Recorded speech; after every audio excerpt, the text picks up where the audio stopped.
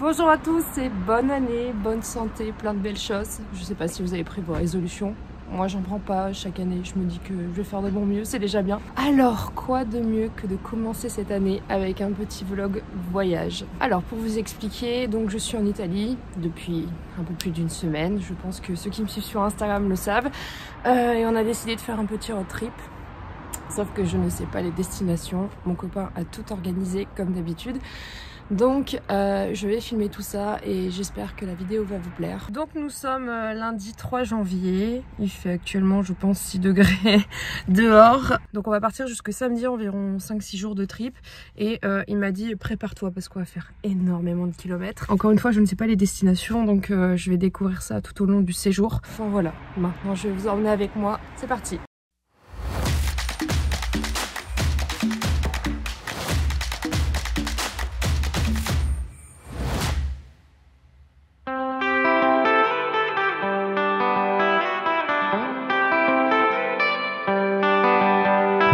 Bienvenue à Vérone, la ville de l'amour. Alors certains pourraient penser que Venise est la ville de l'amour, c'est vrai aussi, mais Vérone elle a été appelée la ville de l'amour. Pourquoi? Par rapport à la littérature dramatique de Shakespeare avec Roméo et Juliette. Roméo et Juliette vient de Vérone et c'est donc pour ça qu'elle a été appelée la ville de l'amour. La reine de Vérone est le symbole et le joyau de la ville qui, depuis 1913, est un haut lieu de représentation de concerts et d'opéra. Pour le coup, la reine nous fait vraiment penser et rappeler le Colisée de Rome. C'est vrai qu'il y a pas mal de vestiges romains à Vérone. Comme vous pouvez voir, c'est vraiment le style de Rome, donc ça me fait penser à de bons souvenirs à Rome. Et effectivement, Vérone a une histoire avec le peuple romain qui y laissèrent des vestiges impressionnants un peu partout dans la ville. Bon, avant de visiter la ville, on a d'abord repris des forces avec de bonnes spécialités italiennes. Et buon appetito!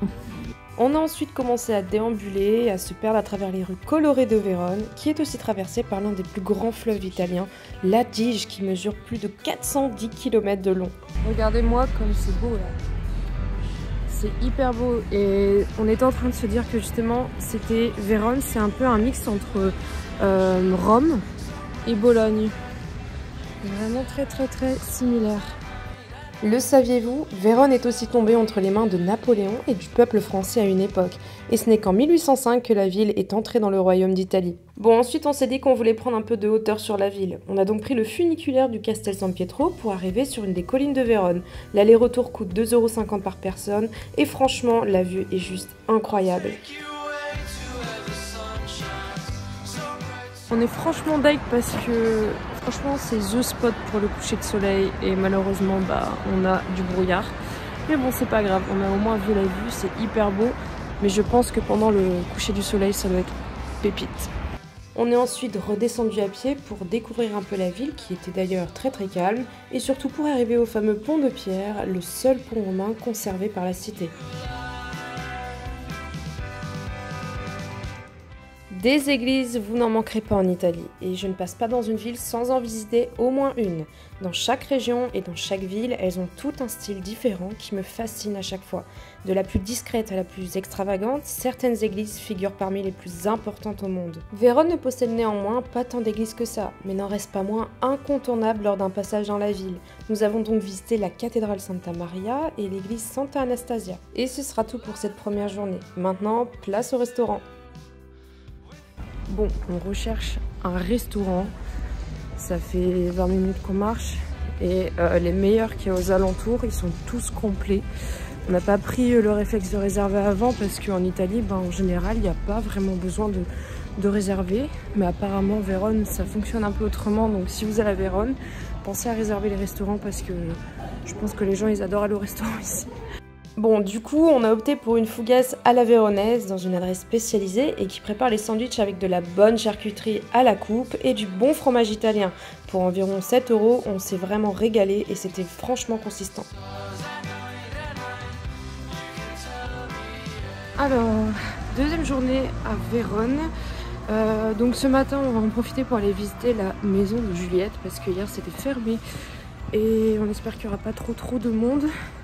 Au niveau du temps, toujours la même chose, c'est un peu de brouillard. Il fait frais mais sans faire trop froid non plus, donc ça va encore.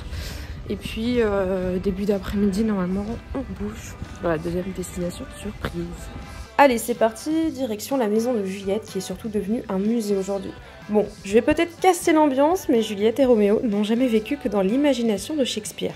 Donc la jeune fille n'a évidemment jamais habité dans cette maison. Mais c'est là que la pièce de Shakespeare s'est jouée, juste au niveau du balcon. Il y a une tradition assez surprenante avec la statue de Juliette présente dans la cour. Il est dit que si vous touchez la poitrine droite de Juliette, vous aurez de la chance en amour. Bon, oui, j'avoue, je l'ai fait moi aussi, on sait jamais. C'est bon, nous quittons Vérone. Là, nous en avons pour 1h30 de route. Je ne sais pas où on va. Nous avons donc changé de région. Bienvenue en Lombardie, près du lac de Garde. Et nous sommes dans une petite ville qui s'appelle Limone, qui veut dire citron en français. Et donc forcément, si elle porte ce nom, c'est parce qu'il y a beaucoup de spécialités à base de citron. Et on est là juste pour un petit stop, on va aller manger un petit bout et visiter un petit peu autour parce que c'est très très joli avec le lac.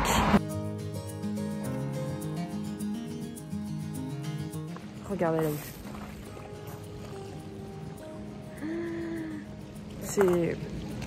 C'est incroyable, non?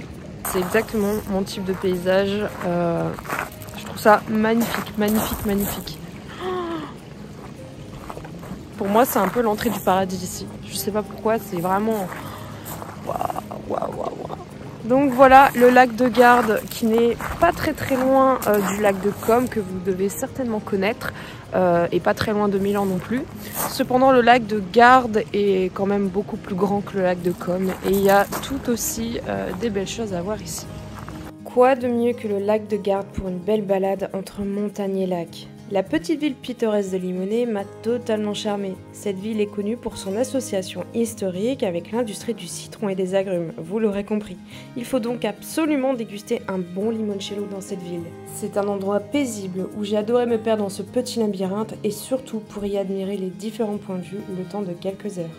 Le long de notre jolie promenade, on a pu constater plusieurs magasins, cafés et restaurants très sympas, tous avec une jolie vue sur le lac. Alors, nous avons mangé dans l'un des restaurants les mieux notés, avec une superbe vue, et on n'a vraiment pas regretté, c'était super bon. J'ai pris mon plat préféré, les pâtes à la vongole, et d'ailleurs, les pâtes sont faites maison. Franchement, j'ai adoré ce petit passage à Limone, et je pense aussi qu'à l'été, ça doit être une super destination de vacances. Allez, nous revoilà repartis sur les routes italiennes pour arriver dans un joli petit village médiéval, toujours autour du lac de Garde. Dernier arrêt pour aujourd'hui, nous sommes à Sirmione al Guarda. C'est pareil, on est toujours en Lombardie, toujours autour du lac de Garde. Et c'est une petite ville médiévale. Et ici, vous pouvez voir, il y a le château. C'est une ville médiévale et une ville thermale. Donc, on en profite aussi. On a pris un hôtel avec spa, etc. Donc, demain matin, on va se faire un petit spa, hammam, etc. pour dire d'être bien détendu. À environ 110 km de Milan et 40 km de Vérone, la ville de Sirmione invite autant à la détente qu'à la découverte historique. Amateurs de truffes, vous vous régalerez dans ce petit coin, croyez-moi.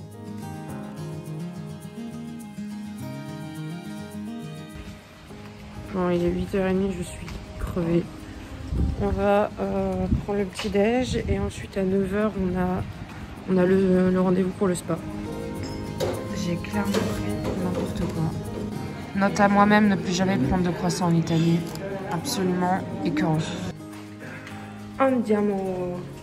Sirmione est aussi réputée comme station thermale, notamment pour soigner les infections des voies respiratoires. On a donc profité de quelques heures de spa, dans des piscines chauffées, des saunas, des hammams, et ça nous a rappelé un petit peu les thermes de Budapest.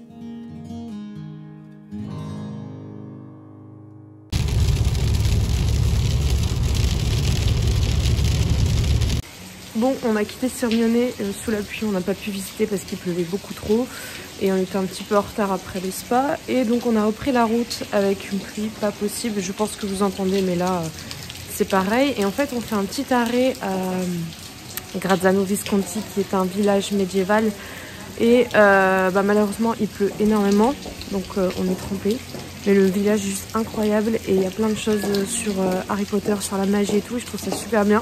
Situé près de Piacenza, Plaisance en français, ce petit village, c'est clairement le rêve de tous les fans d'Harry Potter comme moi.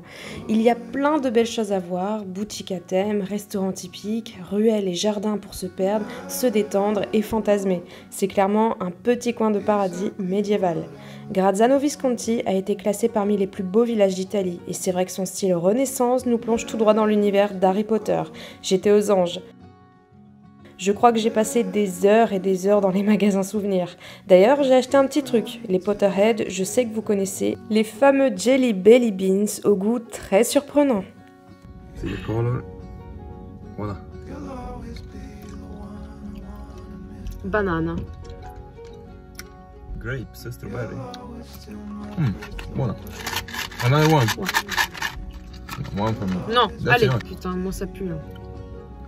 Non.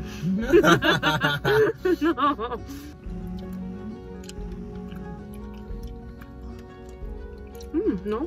Oh wow, tutti frutti. Money, I think So canal. It's canal. It's canal. Ah shit.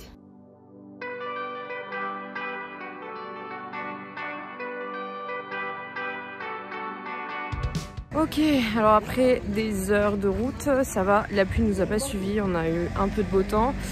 Il fait déjà noir, c'est vrai qu'il fait noir très vite en hiver.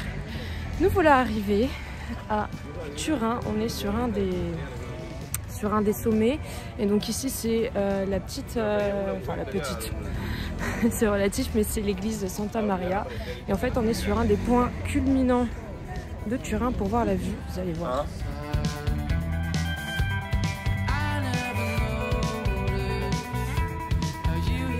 Et ce que vous voyez ici, c'est les montagnes des Alpes. Donc on va s'arrêter à Turin pour environ 2 jours. Là, il y a vraiment énormément de visites à faire. Donc Turin se situe dans la région de Piemonte. On est vraiment dans le nord-nord de l'Italie et on n'est pas très loin de la frontière française. Et je vais vous emmener avec moi pendant 2 jours à Turin. C'est parti! Turin est la capitale de la région du Piémont, mais aussi la première capitale de l'Italie. Si la ville est réputée pour sa réussite industrielle, les Français ne la connaissent pas pour son côté touristique. Pourtant, visiter Turin vaut le détour, vous allez voir. La ville possède une richesse culturelle et architecturale unique, mélangeant les styles savoyard, français et italien.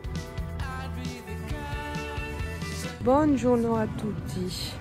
Alors, 4e jour, on est jeudi, donc comme je vous avais dit hier, on est arrivé à Turin et on a passé une nuit exécrable. On a très mal dormi, on a loué un Airbnb.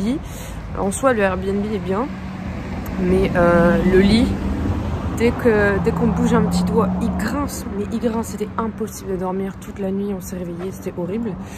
En plus de ça, le petit déjeuner inclus, il est juste, c'est genre 3 biscuits, une petite brique de lait, bref. Donc on va aller se prendre un petit déjeuner digne de ce nom. Donc nous partons visiter le Palais Royal et comme vous pouvez le voir il fait super beau, c'est trop agréable.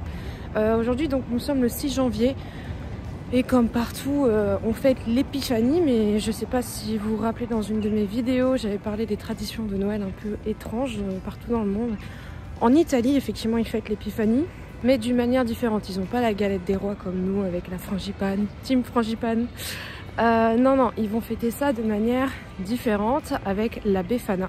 Qu'est-ce que c'est la Befana? La Befana, c'est le nom d'une vieille dame, un peu comme une sorcière, qui vient le 6 janvier. En fait, ça vient clôturer un peu les fêtes de Noël pour récompenser ou bien punir les enfants qui n'ont pas été sages, ou récompenser les enfants sages avec des bonbons, des chocolats, des friandises ou alors du charbon dans une chaussette qui est prévue.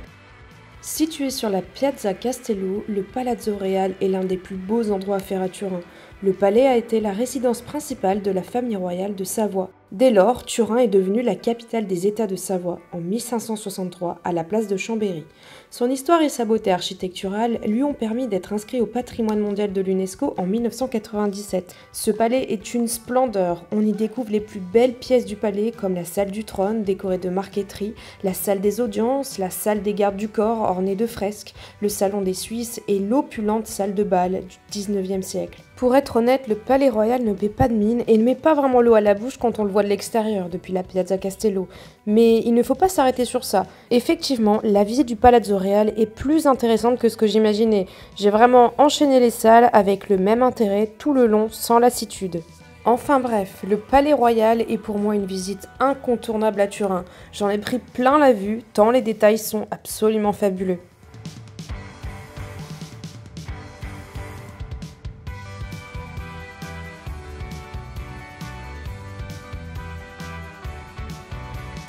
Direction maintenant le Palais Madame, un joli musée d'art antique juste à côté du Palais Royal.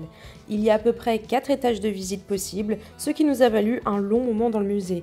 Mais c'est surtout pour accéder à ce que l'on appelle la Tour du Trésor que nous y sommes allés. On peut y accéder pour y admirer la jolie vue panoramique sur Turin. D'ici, on aperçoit les belles montagnes enneigées des Alpes. Franchement, c'était canon.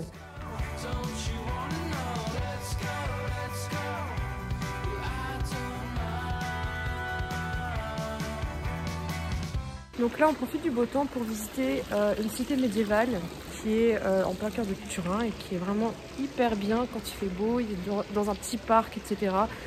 Donc je vais vous montrer un peu à quoi ça ressemble.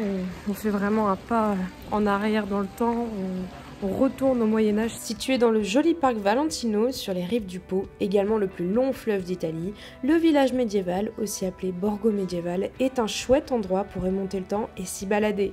C'est très rapide à visiter car ce n'est pas très grand et c'est surtout super agréable lorsqu'il fait beau. Ah, cette pizza, je l'attendais avec impatience. Juste après, on s'est dirigé vers le Mole Antonelliana, qui est le symbole de Turin. Pour accéder au dôme, il faudra prendre un ascenseur vitré et transparent, et j'avoue, j'ai fermé les yeux. Mais une fois en haut, la vue est juste époustouflante et incroyable. C'est évidemment THE spot pour le coucher du soleil, et j'en garde de très bons souvenirs. Finalement, après 1 heure d'attente, on est enfin arrivé au sommet. Comme vous pouvez voir avec un joli sunset, c'est génial. Je vous préviens, même si vous prenez en ligne vos billets, nous on avait pris à 15h30, on est arrivé quand même à 16h30 en haut. Les Italiens ils sont pas très forts en orga, donc prenez de l'avance et essayez d'être le plus possible avant parce qu'il y avait une queue de malade. Mais voilà, le résultat est là, il fait trop beau et la vue elle est juste incroyable. À l'intérieur du Mole, il y a aussi le musée national du cinéma qui est super intéressant à faire dans un décor très Hollywood. C'est tout un parcours retraçant la jeunesse du 7e art, de ses débuts jusqu'à aujourd'hui. La collection est vraiment très riche en images et en objets qu'on peut parfois utiliser ou activer. C'est un musée très pédagogique et ludique, parfait pour petits et grands, je vous le conseille. Du coup maintenant on attend le tram direction le restaurant, on a la dalle. Ce soir on est dans le mood restaurant sicilien. On a déniché un restaurant à 2 pas de la place Vittorio et ceux qui aiment le poisson, vous allez adorer cet endroit. On a vraiment mangé comme des rois, nos plats étaient excellents et on se serait vraiment cru en Sicile le temps d'une soirée.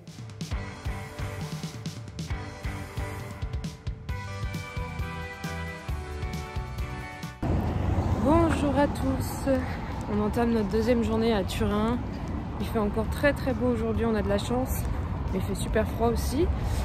Donc programme d'aujourd'hui, on a pris des billets pour aller au musée exposition sur l'Égypte, qui apparemment est hyper impressionnante, il y a beaucoup de choses à voir. Et on va essayer aussi de faire le musée du café Lavazza qui vient de Turin. Et essayer d'aller visiter si on a le temps, parce qu'après on doit bouger dans une autre destination. Bon, on était vachement en avance pour le musée égyptien, donc on s'est dit qu'on allait faire un autre musée qui est juste à côté. C'est le musée national Risorgimento, donc juste à côté du musée égyptien, et qui a l'air plutôt sympa à faire, donc on va faire la visite. Et fun fact du jour, j'ai mis la petite casquette béret un peu très Frenchy. Mon copain il m'a dit c'est très Frenchy quoi, 100%. J'ai besoin de rien dire, du coup les gens savent que je suis française. Là on m'a donné un plan en français alors que j'ai absolument pas parlé, mais ils savent tous que je suis française avec ça, je suis identifiée. Le musée national de Risorgimento italien est le plus important des musées italiens historiques. Il traite de l'unification politique du pays accomplie au XIXe siècle depuis les révolutions de la fin du XVIIIe siècle. Fanat d'histoire, ce musée est fait pour vous. Il est très intéressant, cependant je vous conseille de prendre un audio guide pour apprendre plein de choses sur l'histoire de Turin, mais aussi du rôle de la France en Italie.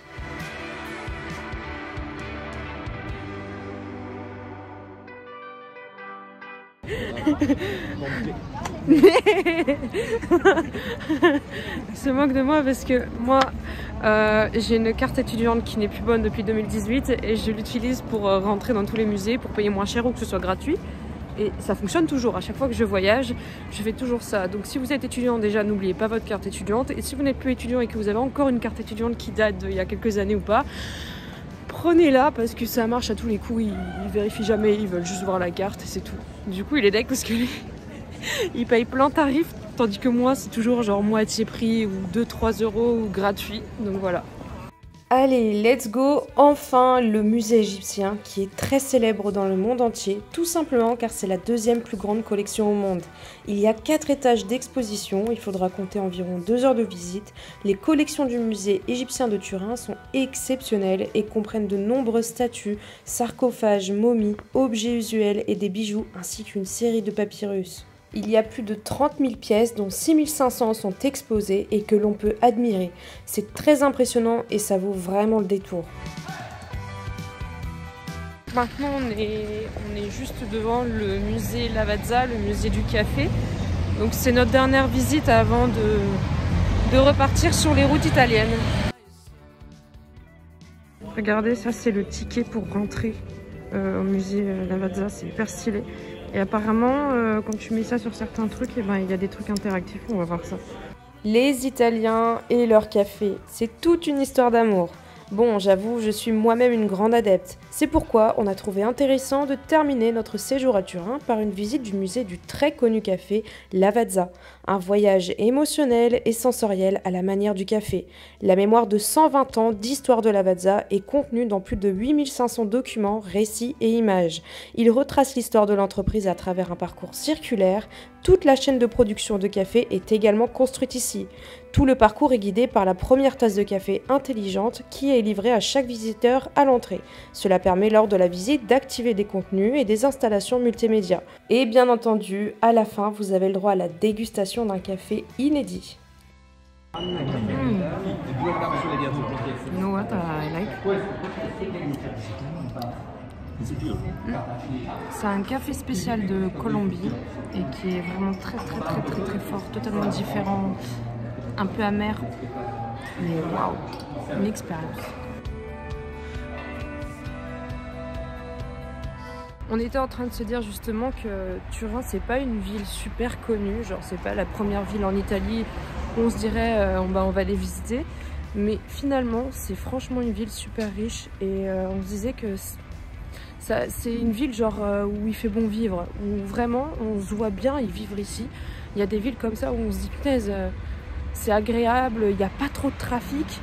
En fait Turin me fait penser un peu à Paris dans le style, mais sans les embouteillages, sans le trafic, sans les voitures, sans tout ça, sans que ce soit blindé de monde. C'est hyper accessible de partout, il y a les bus, les trams, le métro, etc. C'est jamais bondé.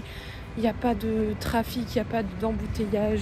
Et il y a énormément de musées, de choses à faire, de choses à voir. C'est une belle ville et franchement, non, je suis assez surprise de Turin. On a vraiment eu une bonne expérience et je me dis, punaise, c'est dommage que je ne m'y suis pas intéressée avant parce que ça vaut vraiment le coup.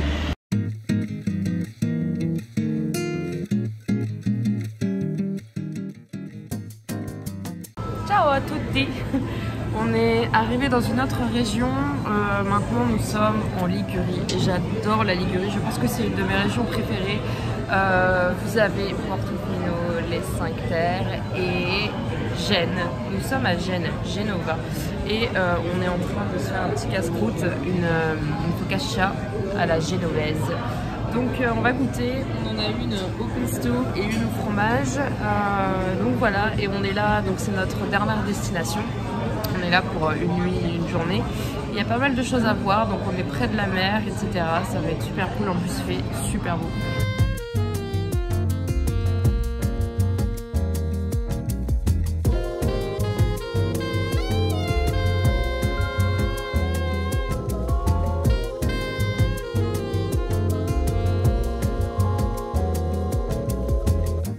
Good morning Genova. Alors, j'ai une bonne et une mauvaise nouvelle. On commence par la mauvaise. Comment dire, j'ai passé une très mauvaise nuit. Les murs sont très fins dans l'hôtel où on est et Et en gros, on a l'impression que le voisin, il est dans notre chambre. Donc on l'entendait faire tout ce qu'il devait faire, donc aller aux toilettes, ronfler comme pas possible. Donc j'ai pas très bien dormi parce que moi j'ai un sommeil très très léger. Voilà, c'était la mauvaise nouvelle. Et la bonne nouvelle, c'est qu'on a décidé de prolonger notre séjour à Genova d'une nuit.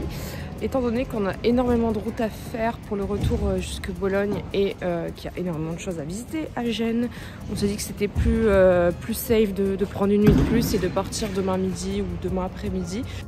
La cathédrale de Gênes, construite à travers plusieurs siècles, allie plusieurs styles architecturaux, les styles roman, gothique, maniériste et baroque. La façade, achevée en 1312, est massive, mais elle est adoucie par l'alternance typiquement génoise des pierres blanches et noires. On sent vraiment qu'on est sous l'emprise un peu toscane de Florence et de Sienne par exemple, où j'ai déjà visité. Et on a vraiment ce style avec les liserés noirs et blancs qu'on retrouve nulle part ailleurs. C'est vraiment le style Toscane et Ligurie, et j'adore. Franchement, c'est tellement différent de toutes les églises qu'on peut voir en Italie, et franchement, j'adore, c'est hyper beau. Qui d'ailleurs, on retrouve aussi à l'extérieur comme à l'intérieur, et moi je trouve que c'est tellement différent de toutes les églises qu'on peut voir avec ces petits liserés, ça apporte une petite touche en plus.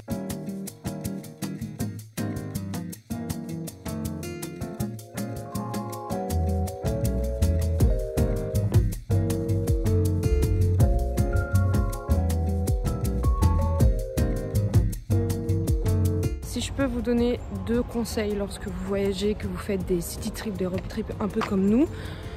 Déjà de 1, prenez des baskets genre hyper confortables. Arrêtez de faire des fashionistas et de prendre des bottes ou je ne sais quoi, parce que je l'ai fait. Je vous dis, je l'ai fait. Venise, Rome, j'ai voulu faire la fashionista. Je l'ai regretté, ça va. Les ampoules, mal aux pieds, pas possible.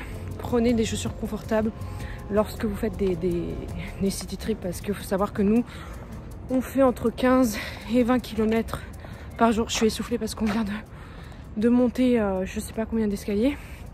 On fait entre 15 et 20 km par jour. Si j'ai pas des chaussures confortables, franchement, voilà. Et deuxième conseil, perdez-vous dans les rues. Ne regardez pas toujours votre GPS. Soyez vraiment, vous en foutez, soyez un peu aventurier. Ok, quand vous avez besoin d'aller dans les musées, etc., vous avez besoin du GPS. Mais sinon, si vous voulez vraiment découvrir la ville comme elle est, perdez-vous dans les rues, c'est comme ça que vous allez découvrir plein de belles choses un peu inédites, etc. Nous, on l'a fait pour toutes les grandes villes et à chaque fois, franchement, on est tombé sur des pépites. Donc voilà, c'était 2 conseils quand on voyage et quand on fait des city trips. Bienvenue au château d'Albertis, situé sur le mont Galeto. Il tire son nom d'Enrico Alberto d'Albertis, dont ce fut la maison durant la fin de sa vie. Donné en 1932 à la ville de Gênes, le château abrite le musée des cultures du monde. Il a été construit de 1886 à 1892 dans un style néo-gothique et est entouré d'un jardin où l'on peut admirer une vue fantastique.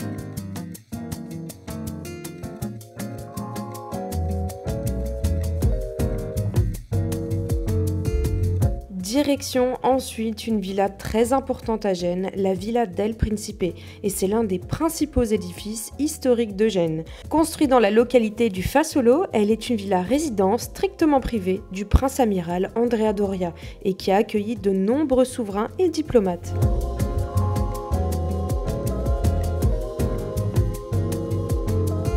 Nous continuons cette journée avec ma visite préférée, celle du Palais Royal qui était absolument magnifique.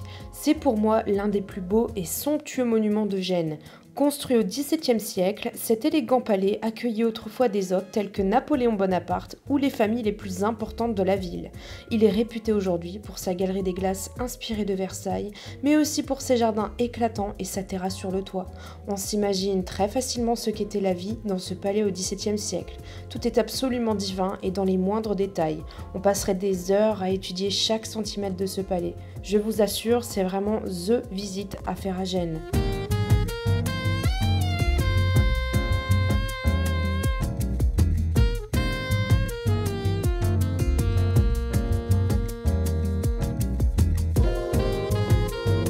Puis ensuite, nous marchions un peu au hasard dans les rues ensoleillées de Gênes jusqu'à ceci. Et vous voyez, quand on se perd un peu dans les rues, on découvre des choses qui sont franchement incroyables, comme la basilique Annunziata. Et regardez ce qu'il y a derrière moi, le tableau hyper connu. C'est le dernier repas de Jésus-Christ qui est juste ici. Et regardez juste, la basilique est juste extraordinaire. Ah oui, c'est le cas de le dire, elle brille de mille feux.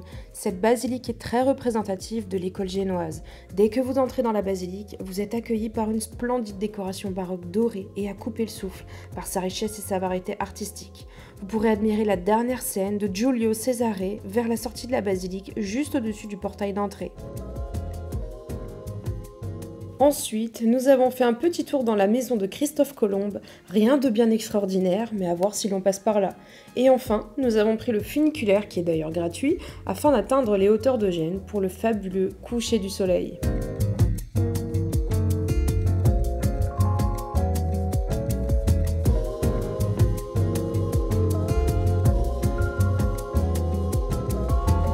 Bonjour à tous, on entame notre dernière journée à Gênes, ou plutôt devrais-je dire demi-journée. On va rentrer tout à l'heure sur Bologne, on a 3 heures de route, c'est pour ça qu'on s'est dit qu'on prendrait une journée de plus, enfin une demi-journée. Et on s'en va visiter un dernier musée avec une exposition de Esquerre, qui a l'air vraiment pas mal. Jusqu'au 20 février 2022, au Palais Ducal, accueille la plus grande et la plus complète des expositions anthologiques consacrées au grand génie néerlandais Maurits Cornelis Escher. Avec plus de 200 œuvres, l'exposition présente une excursion de l'entière et vaste production artistique de l'artiste. Il y a également des salles immersives pour se plonger et explorer l'univers imaginatif d'Escher.